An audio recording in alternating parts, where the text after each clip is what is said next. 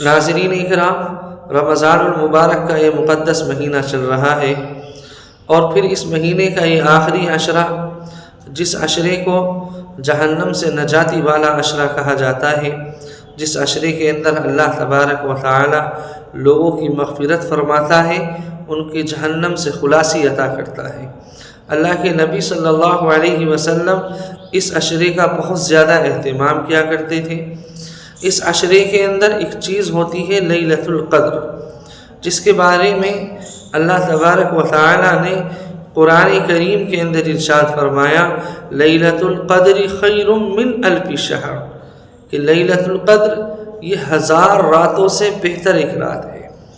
انسان جتنی عبادت 1000 رات کے اندر کرتا ہے، اگر انسان کو اس رات کے اندر جو آخری عشرے کے اندر ہوتی ہے، جن کو طاق رات کہا جاتا ہے، ان راتوں کے اندر ایک رات لیلۃ القدر ہوتی ہے، اگر کسی کو وہ لیلۃ القدر مل جائے تو اس کا 1000 سال کی عبادت کا ثواب اس کو ملتا رہے گا۔ آپ حضرات غور کریں کہ اس لیلۃ القدر کے اندر عبادت کرنے کا کتنا بڑا فائدہ ہے۔ اب لیلۃ القدر کی کون سی رات ہوتی ہے، اس کے تعلق سے کوئی واضح دلیل یہ نہیں ہے کہ فلاں رات لیلۃ القدر ہوتی ہے، لیکن یہ بات ضرور ہے کہ جو بھی اس مہینے کے آخری عشرے کی طاق راتیں ہوتی ہیں، طاق سے مراد 21ویں رات، 23ویں رات، 25ویں رات، اسی طرح 27ویں تاریخ کی رات، اسی طرح 29ویں تاریخ کی رات، یہ جو راتیں ہوتی ہیں، ان راتوں کے اندر کسی بھی ایک رات میں لیلۃ القدر ہوا کرتی ہے۔ آپ حضرات ان راتوں کے اندر زیادہ سے زیادہ عبادتی کیا کریں۔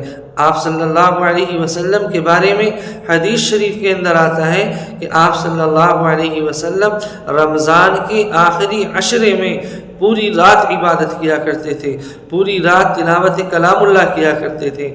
اب کچھ چیزیں اس کے ایسی ہیں، اگر آپ حضرات ان چیزوں کا بھی اہتمام کر لیں گے، یہ ایک مشورے کے طور پر ہے، تو انشاءاللہ آپ کو بڑا فائدہ حاصل ہوگا۔ ان میں پہلی چیز ہے صدقہ دینا۔ آپ روزانہ ان راتوں کے اندر جب بستر پر سوئیں تو جانے سے پہلے جتنا بھی آپ سے ہو سکے، جتنی بھی آپ کی استطاعت ہو، تھوڑا سا پیسہ صدقہ دے کر کے سوئیں۔ کیوں؟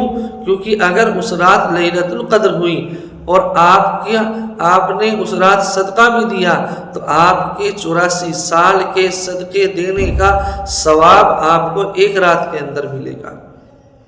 تو جب بھی بستر پر سوئیں، سونے سے پہلے کسی غریب کو، کسی مسکین کو اپنی استطاعت کے مطابق صدقہ دے دیں۔ دوسرا مشورہ یہ ہے کہ نفل نماز پڑھا کریں۔ ان راتوں کے اندر سونے سے پہلے اپنی استطاعت کے مطابق جتنا آپ سے ہو سکے، جتنی آپ کے اندر قوت ہو، 2 رکعت، 4 رکعت، 6 رکعت یا پوری رات، یا جتنا بھی آپ سے ہو سکے، اللہ تبارک و تعالیٰ کے لیے نمازیں ادا کرو۔ کیونکہ اگر ان میں سے کوئی ایک رات بھی آپ کو لیلۃ القدر کی نصیب ہو گئی تو 1084 سال کی ثواب سے اللہ تبارک و تعالی جتنا 84 سال کے اندر ثواب عنایت کرتا ہے، آپ کو ایک رات کے اندر عطا کرے گا۔